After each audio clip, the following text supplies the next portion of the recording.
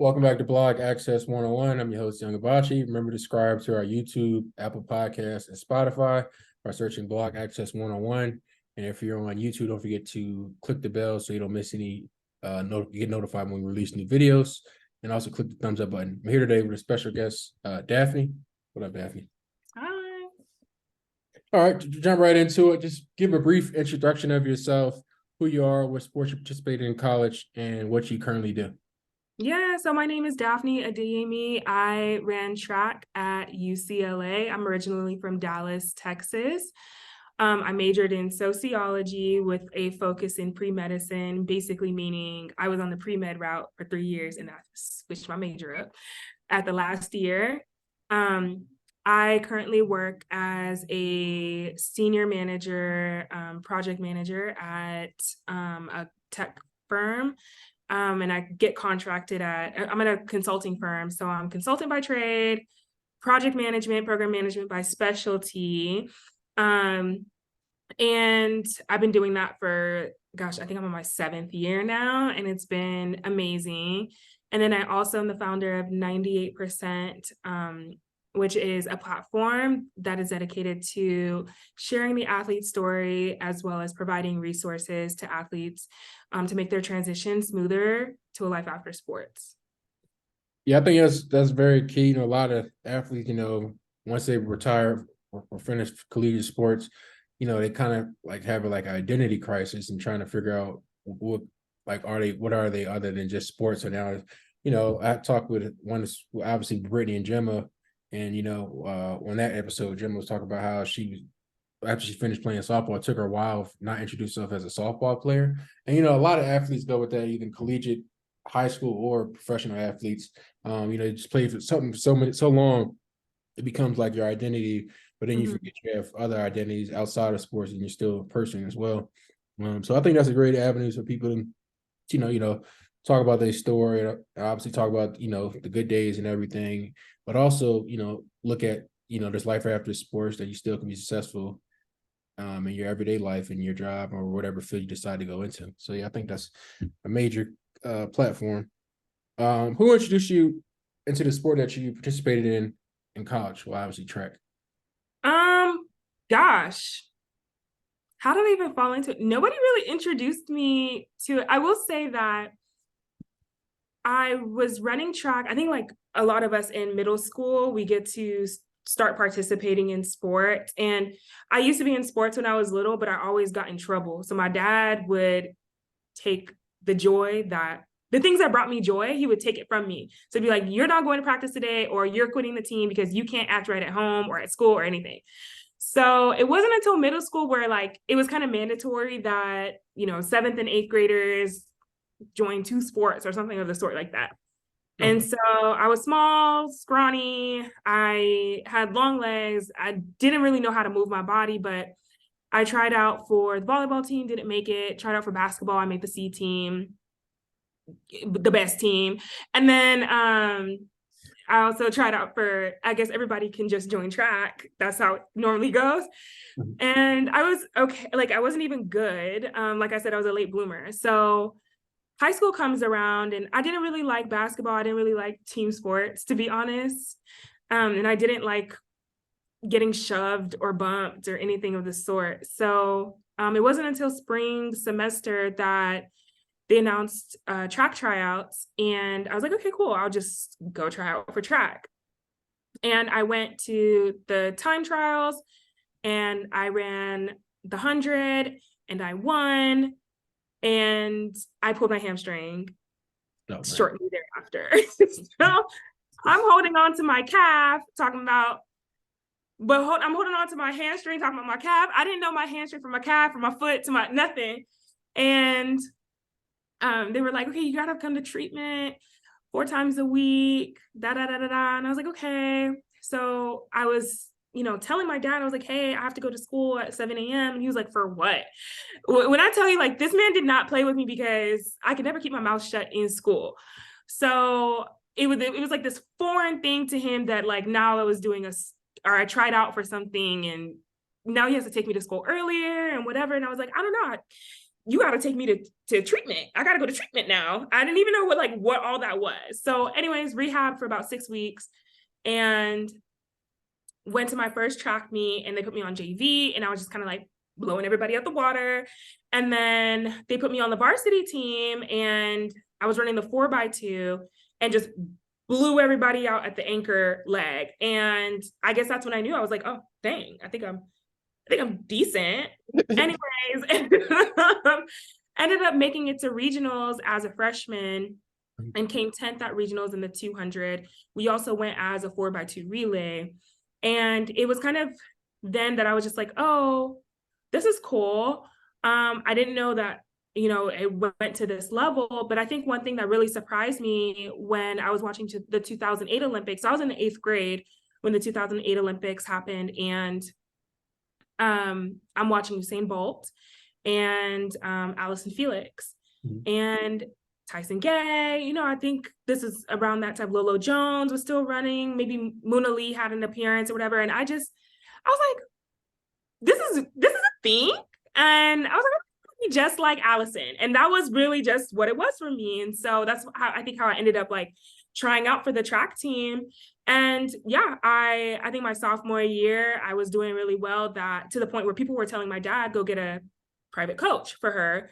And my parents are Nigerian. They immigrated from Nigeria more than 20 years ago. And so going to school and doing sports wasn't really, it's a thing, like you focus on your education first and everything comes thereafter. And so when people are telling my dad, like, hey, your daughter's actually really good at this thing, you should get a coach, he's like, okay. And so he got me a coach. And I used to train over down at SMU with my private coach. And that private coach ended up getting me on a summer track team that was like South Dallas, because I lived in Flower Mound at the time. So there really wasn't much competition or anybody that I could like grow and run with. And so I had to go all the way to South Dallas with the South Dallas girlies. And it was just a phenomenal experience. And yeah, I ended up getting a full ride to UCLA at the end of my 4 years of high school. And that's how I got into the sport. It's kind of crazy. And so, being from a Nigerian background and education is first, my parents had no clue that you could, get your school paid for sports. So like even the recruiting process was so new to us. Coaches coming to the house, us going to the schools and kind of talking about what my future would look like at the school. And so to our amazement, getting my school paid for. And so kind of like the same thing, my sister also ran track at University of Houston, but she was a dancer, in middle school. But my dad was like, look, you could get a scholarship in track, so I don't have to pay for your school. So he ended up taking her out of dance and into track. So imagine that. Yeah. Yeah, it's pretty cool though. Describe if you remember, describe your traditional day as a collegiate athlete at UCLA. Yeah, so gosh, at UCLA, I'll say this, we didn't have study hall. I know a lot of schools have study halls, but I think our school trusted us enough to not, at least the track team trusted us enough not to have study hall, because we had to have the grades to get into the school.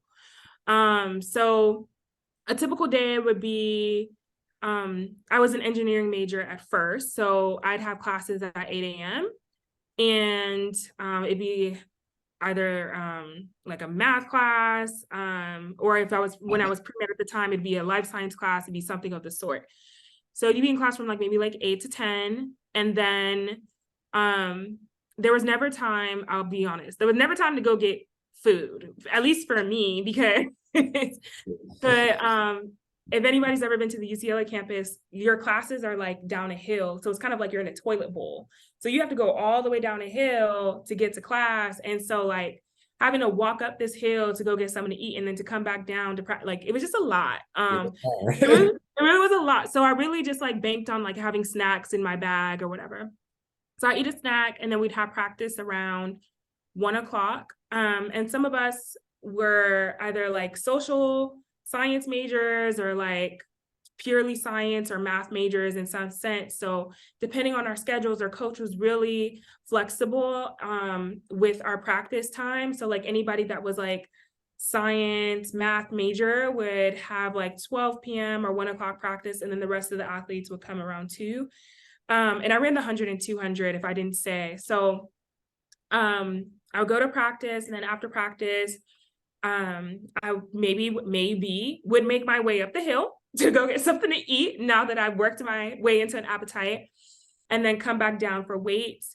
And then I would go to my afternoon classes till about 6. Then we do have what was it, like tutoring.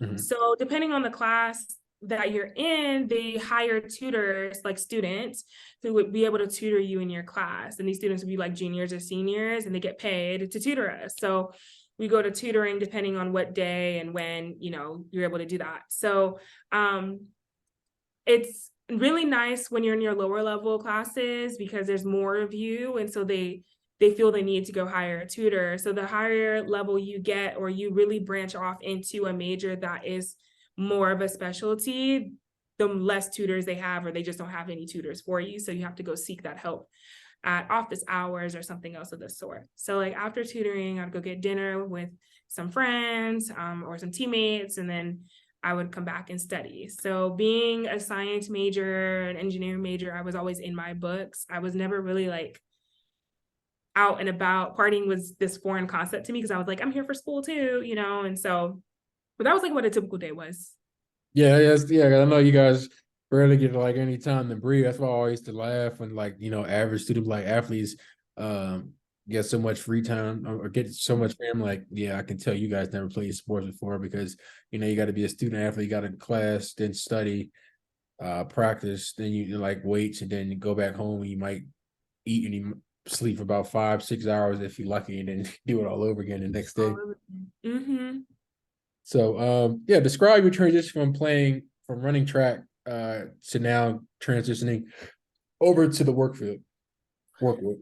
Yeah, so not shy about talking about this, but I medically retired my junior year. So I went to UCLA on a full ride and left on a full ride, and we thank God and all of that. But I ended up having a stress reaction in both of my shins starting from my freshman year. So I only ran one season. It was an outdoor season. And after the outdoor season, I made it to, I think, regionals, NCAA regionals with the 4x1. I didn't break my times out of high school. It was just an interesting, like I was still kind of rolling back into the sport because I hadn't competed in over almost 2 years. And so then after I competed that season and I was getting ready to start practicing for the off season, within like 3 weeks, my shins just kind of was like, no more. And I knew that once I told my trainer, it was a done for me. So at the end, or sorry, in the middle of my junior year, my coach, my director, athletic or track director, called me into his office and was just like, hey, I think you should medically retire. Here are the details of that, but you get to keep your scholarship and you just get to go to school. And I fought with it for some time, and I was like, okay, I guess I'll take the retirement. And then I came back like a week later. I was like, nah, I'm good. Like, I want to compete next year, but they already had gave my money away. So typically when you medically retire, you get to keep your scholarship, and the NCAA will replace that scholarship so they can bring somebody on the team in your place. And so that's kind of what happened to me. But then I really got to enjoy my senior year, and the hope was that I would heal that and train with some of the pros that trained on our campus, and somehow find my way back into the sport. I graduated, I moved back to Dallas. I was still training, but honestly, I was just like, what am I holding on to? It's just, I held on to what I understood and what I knew. I knew that I needed a job because my dad was like, you're not going to live here and graduate and not have a job. So pretty much I ended up getting a job through a temp agency. because one, I was not prepared for life after sports. I was not prepared to interview, network, all these things that, would make you successful in the next phase of life. I didn't know. And so I ended up getting a job through a temp agency where you'd have to walk into the building and take a reading test, a math test, a typing test. And I remember the lady was like, "You type so fast and you have a degree from UCLA. What are you doing here?" And I was like, "Mind your business and get me a job." So Right. that was, and I just remember like crying on my way there, like, how do I have a whole degree from UCLA and I can't get a job? Or, and I didn't know what I was missing because I didn't really know, but I just wasn't getting callbacks from these interviews and it just sucked. So anyways, I did a year at that job. It was at a mortgage company. And then I ended up, thankfully, a job that I had applied to 7 months prior had called me and was like, "Hey, we want to interview you." And I was like, dang, okay. So I went, got the job. That job ended up moving me out to Seattle. Mhm. And when I moved out to Seattle, I decided a couple of things, and we touched on identity at the beginning. But one, nobody was going to know that I ran track when I moved to Seattle. I was going to reinvent myself. I was going to be Daphne. And when I got there, I introduced myself, said, "I'm Daphne. Yeah, sure. I went to UCLA." I didn't really have much to say after that. I just knew that I wasn't going to say anything more than that. And I wanted people to really get to know me for me and not me, Daphne, the athlete, not Daphne, the track star, all these kind of identifiers. And I wanted to really explore my personality outside of the sport because I felt like I really didn't know myself without the sport. So I ended up making the best of friends out there, still my friends to this day. And the job that I was working at was at this marketing company, and I got exposed to like project coordination. And also, what was so interesting about Seattle was there wasn't a lot of people who looked like us. Black people were really hard to find. They were few and far between. So it was I'm one totally day. understand that. Yeah. Mexico. Yeah. And so you get it. So it was like one day I went to dinner with one of my coworkers, and she was from Dallas too. And I see a bunch of Black people walk in, like all at once. And I was like, dang, who are they? Where are they at? Like, where did y'all come from? So one of the girls goes into the bathroom. I kid you not, I followed her into the bathroom. I was like, I'm gonna figure out who y'all are, how y'all found their way into here, and where can I hang out with y'all? And so I walked in there, and she was so sweet. Her name was Maya, and she actually did gymnastics in college, I believe. And she was like, "Yeah, girl, get on the Slack app. We're called the Collective. This is where we talk about jobs and where to meet and all these things." And it kind of just made the city smaller, and you were able to find more people that look like you. So I was like, "Okay, cool." So I joined the Slack app, and from then on, I really started running into people and meeting people who had jobs at Microsoft, Google, Zillow, Amazon, and I would go to their apartments, and I'm like, "Wow, your apartments are nice." And I live in a house I found on Craigslist because I was not making any money when I had moved. I just knew that I wanted to restart my life. And it was then I started asking questions. I said, "Hey, how did y'all get these jobs?" Because from what I understood, they all went to like HBCUs or Texas Tech or UNT. So how did y'all get these jobs with these big tech firms? And I got my job from a temp agency, and I went to a whole UCLA. So UCLA being the #1 public university that it is, I'm so confused at how I didn't have the same opportunity as them. But I did come to understand that these major tech companies go seek out Black talent. And so they go to these HBCUs and other universities and really find, diversity hires. And I think that's so amazing. And I feel like UCLA would be the last place that these places look. And I just started learning from them. I said, hey, what do I need to do to get to where you're at? And I just started being a sponge. And I think like one thing to also mention is that the comparison game is really dangerous. I think when you see people with like the nice apartments and the nice cars and everybody's getting drinks and you're like, I need to eat at home, but I'll meet you there and get this glass of water, because that was really the wave I was on. But just wanted to be a sponge and really just learn how they did it and what do I need to know. So it was kind of from then on that I started learning how to present myself in an interview and introduce myself, as well as network and get my resume together and learn how to tell my story. And I ended up finally interviewing at a job at Hitachi at a consulting firm. And in that interview, I started, like, they said, tell me about yourself. And I started telling them about myself in the way that I finally learned how to. And I didn't have half the skills that they were asking for. I think there was a technical interview that I literally said, I don't know, maybe I'll go find out more, but I don't have the answer for you. And my answer was Excel the entire time.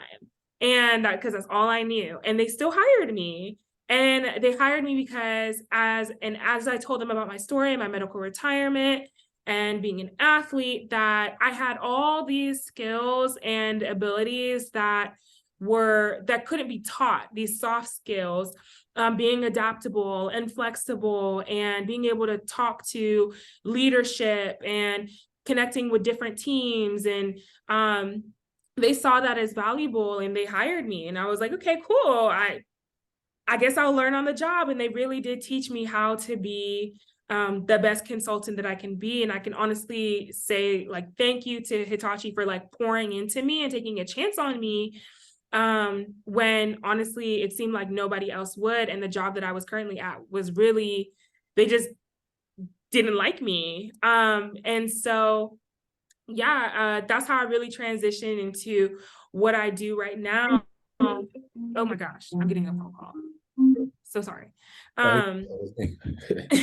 Did that catch? Yeah, yeah. Are you good? Okay, but that's how I ended up doing what I do right now. And it was through that moment that I realized that people are interested in NCAA athletes' story.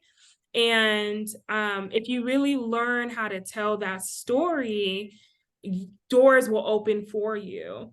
And that's how 98% was built off of. It was built from the fact that I learned how to tell my story, and that's how I landed a really good job. And I was able to make moves for myself. And I want to share that knowledge because I wish that somebody had told me this years ago while I was in college and told me how to do all the things to be successful when I, graduated. Yeah, definitely. And then I feel like some of the universities should do a better job with athletes, transitioning, helping them transition from life after sports, obviously with internships. Obviously you weren't in sports management your major, but trying to get to people, whatever field they're trying to get in, like connecting with, either former athletes, alumni from that are in that field or and know somebody that's in that field. I feel like that's something that should be implemented in NCAA if it isn't already, but it should be definitely pressed on more with just transitioning athletes. But yeah, with the tech, I know like a lot of tech, we look at HBCU. I think they produce about 50 to 60% of African American population in tech, and then I think over 70 engineer. I know a lot of engineers from A&T and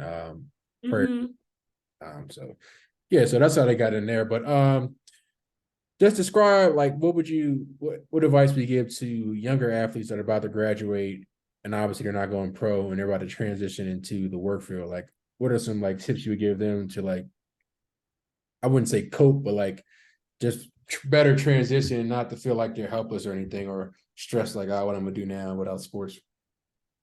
Yeah, number one is to understand that your identity is not just your sport. I think that it's difficult to have, you build a persona in a sport, you build confidence, and now that you can't express yourself through something that you're confident in, you are kind of at a loss and don't really know what that next step looks like for you.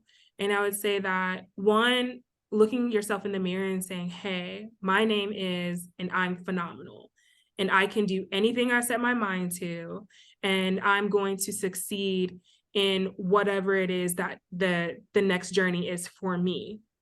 That's number one. Really just affirmations. I think we do a really good job of hyping ourselves up as athletes, but not hyping ourselves up as the human being that we firstly are. The second advice I have is understanding what the next steps look like. At times we know that we have to get a job, but we don't know the steps to get there. And so, one, connecting with two people who are working in the field, and it doesn't matter really what field they're working in, but working in the corporate space or in business or wherever you decide you have some kind of interest in, and connecting with them and asking them questions. And maybe, and it's not even, I think the hardest thing for me when it came to networking was not really knowing what questions to ask. And honestly, just being honest that you don't know what questions to ask. You're just wondering how do you do it? Or how do I get there? And I can guarantee you the person that you're asking will understand where you're coming from, because they've probably felt the same way. And finding two good people to really just be real and honest with you about what how they felt in that process, so you can understand that your feelings aren't invalid, and that they're real, and it's something that we all go through. And I think just being vocal about how you're feeling in that moment.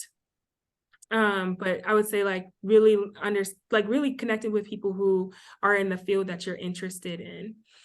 And then 3 is getting yourself into, I would say into a program, but really into a position where you're willing to learn.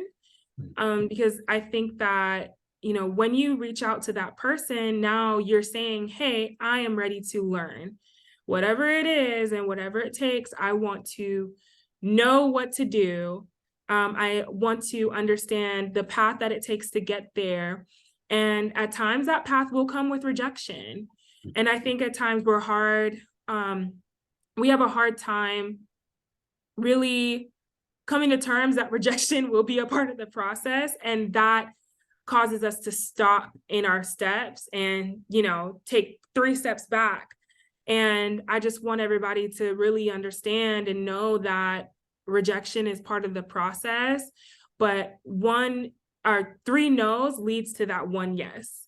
And pressing forward. It's not every game or every track meet that we win. And if you did, kudos to you. You're probably in the 2%. But even understanding that failure and rejection is part of the process. And I think a lot of people that I help transition, whether they were an athlete or not, we all go through that same feeling of being afraid of being rejected or not feeling like we're good enough. And that's something too that, as I'm not saying I'm actively interviewing for jobs now, but as I was interviewing for different jobs, at times I don't get a call back from a recruiter. And it might not even be that I'm not even a good fit for the role. The recruiter probably just forgot about me or found somebody else. Who knows? You know what I'm saying? And so not ever just taking it to heart that, you didn't get something that you really wanted to. Yeah, it's definitely key. And also I feel like, definitely getting into programs just to, especially for your field, to be able to excel. Also know that this is not the end. It's just obviously, it's a learning curve. Like you talk about, failure. In order to succeed, you got to fail so you can learn from your mistakes and grow. Same thing with an athlete. Like obviously, with you running track, you might lose a race. have a bad meet, but then you got to learn how to bounce back from that and learn from what you did wrong so you don't do it again, and do well the next meet. So it's always about, like, I guess you can say falling down, getting back up. So carry that over into your, obviously, into the work field, the workforce, and just everyday life. I remember my father used to say, I would say sports mirrors life, and I couldn't agree more, because obviously in sports, people had the good times, the bad times. You got to learn to adjust and not let that sink in for you for like the whole season. You have a bad meet, you got to just brush it off and move on. Same thing with life. You might be at a job you don't really like, or like a lot of people got furloughed during COVID, and you can't take it as like as a chip on your shoulder. Like, okay, I need to start planning for myself, like ways that I don't put my entire life in somebody else's hands. So I feel like that's smart, especially because you have a 98% business. So you have your own business. You don't have to worry about other people as well. I mean, obviously you still got your regular job, but you also have something else that you're building for yourself, which is always smart. Yeah, and I think, it's so crazy because when I started 98%, it was never a business. It was never LLC. I was just like, oh, it's a platform.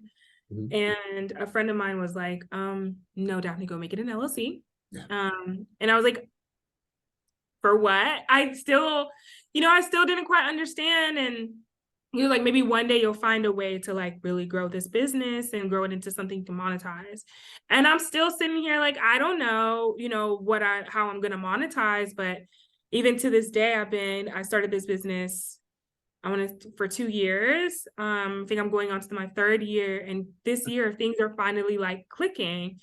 And I want to say to everyone who is considering starting a business, just want to say that I had zero intentions of starting a business, and it's okay. And I think at times, it's going to take time to really figure out, how you want to grow and how you want your business to expand and how you want things to move. And I still have no clue to this very moment. But one thing I do know for sure is that this is a passion of mine. And when something is a passion, it will find a way to grow itself. And so I never really look to my left or my right, or, I'm looking at somebody else's page and I'm like, oh, they got more followers than me and they got more views and more likes. But I know that because this is where God has placed me, and this is where he said my purpose is at, that I know that I should continue pushing forward, and whatever comes out of it, whether it's impact and money or just impact, I know that I've done what I've been set out to do. So Yeah, definitely that, social media, has like a diversion. Like I remember I used to look at other pages, sports like podcast pages early on. I'm like, I know they got all these followers. And then I'll look at it and I'm like, oh, they just buying these followers. And I was like maybe we aren't doing that bad. Like this was early on. And I'm like at least the people that's following me is actually like real people. So I was like, and they're at least like engaging with some of the content. So it was like, just gotta be patient, keep doing it. Eventually somebody would notice you, and then that's your testimony. But what are some things you miss from being a collegiate athlete? I'd almost say nothing. I'd almost say nothing, but I would say like the gear was always fun. It's just funny because I didn't compete. Mhm. So the one season that I got to compete, I was like, let me get all that gear, even the stuff I didn't get last year. You make friends with the gear guy that hands you all the gear, whatever. And so I have a lot of gear that now I don't wear. I'm like, wow, I was begging for something that now I'm like, where do I put it? It's just so funny how your wants and your desires change over the years. I think the thing I miss most about being a collegiate athlete is really being with my friends. My best friends came out of college, and it's a big group of us. Some of them went to play in the NFL. Some medically retired, and now they got big jobs, and some are in entertainment, or they're on TV now. And so Nice. It's just hard because we don't get to see each other often. And somehow every single one of them have made their way to LA or back to LA. And I'm the only one that's here in Dallas. So I miss them so much. And these were the friends that really got me through my hardest years at UCLA and got me through the best years of my life at UCLA. And so that's honestly, I miss them all. I miss my friends. LA a vibe until you look at them gas prices. I'm like, Jesus. Okay, and that's why I am in Dallas still. Last question. You touched on a little bit, like which coach or person was like most influential in your success as a track and field athlete? Gosh, it's hard to say. It's hard to pick one person, but I will say this. I had my gym teacher in elementary school. Her name is Beth Gaskell. And not only was she my gym teacher, but she was also my choir teacher in church, in the kids' church. Oh, that's crazy. Crazy comment. Yeah, it's just funny. And so in the third grade, I think third or fourth grade, you can join the jump rope team. And like I told you, I used to get in trouble in school all the time. Like the principal get called, they call my daddy, and he'd be somewhere in Mexico, or he's a traveler. He was a consultant, so he traveled all the time. Mhm. And so I was like, the only thing that would take all that bottled up energy that I'd have in the classroom would be gym class, and that's the only class that I would get an A in. I kid you not. As a fourth and fifth grader, it was the only class I get an A in, and everything else was a B for behavior. No matter how well I was doing in my little extracurriculars or whatever. And it was like one day I got in trouble, and my dad was like, "Well, you're no longer gonna be on the jump rope team." And I just remember crying at church. And Miss Gaskell, or Miss Beth, she was just like, "Don't worry about it, you'll be back." And I don't know what was said or if she said anything, but anyways, my dad changed his heart, and I was able to compete or be on the jump rope team, and I just loved it. And I believe that's where all my athleticism really was like built from. And to have somebody that really just like nurtured me in that time, I'll never forget it. And so when I started running track and was really good in high school, Miss Beth would come to my track meets. And then I think I was in like the Texas newspaper, and there's this image. And so she went and printed off the image and told me to sign it. And she was like, "You're going to be one of the greatest athletes to ever walk out of this place," and had me sign it. She was like, "Can you sign it for me?" I was like, "Okay." So I signed it. And every time I see her, she'll be like, "I still have your picture on my desk. I still have your picture on my desk." And she's no longer a teacher or the choir teacher anymore. She's in real estate actually now, but she'll be like, "Oh, I still have your picture on my desk." And that's just something like, even after I medically retired and decided that I wouldn't do the sport anymore, she'll still be like, "I still have your picture."